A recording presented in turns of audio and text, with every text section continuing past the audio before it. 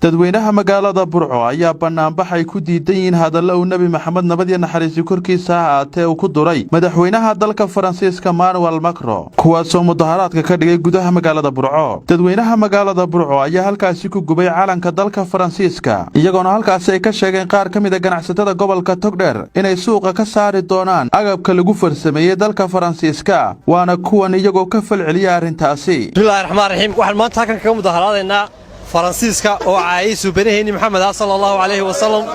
وحنا لنا هاي إلهي أجيب فرنسيسكا مدحوينها فرنسيسكا إلهي شرف ريدو وحنا هذول هاي كان عستنا أنا بنا قاعدين إنه نشوتشينو لما بروحي علىها إنه كل شيء ترك فرنسيسكا وإنه نشوتشيني على تيسا وحنا لنا ضدك هرس مالنا يلا يبسنن على تيسا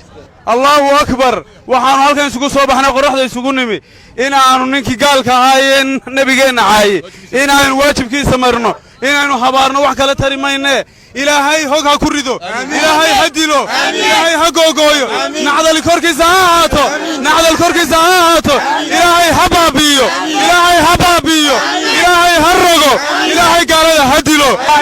يا فلقاتيا ونكسر جنا أفان نقول لنا وحنيا نقول لنا وحب نقول لنا لقمان نقول تجنا أكبر الله أكبر فرانسيسكو هذا فرانسيسكو هذا هنورا على مسلكو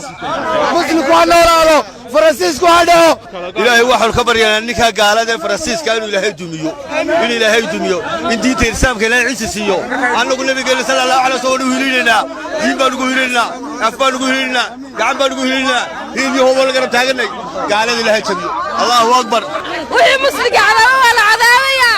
الله أكبر الله أكبر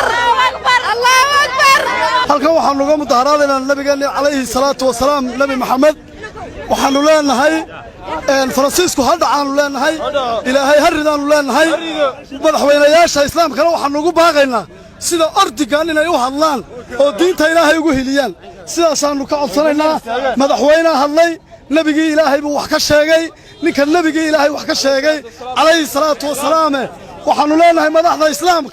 madaxda islaamka waa inay jawaab ka bixiyaan oo sida ordigan uga hadlaan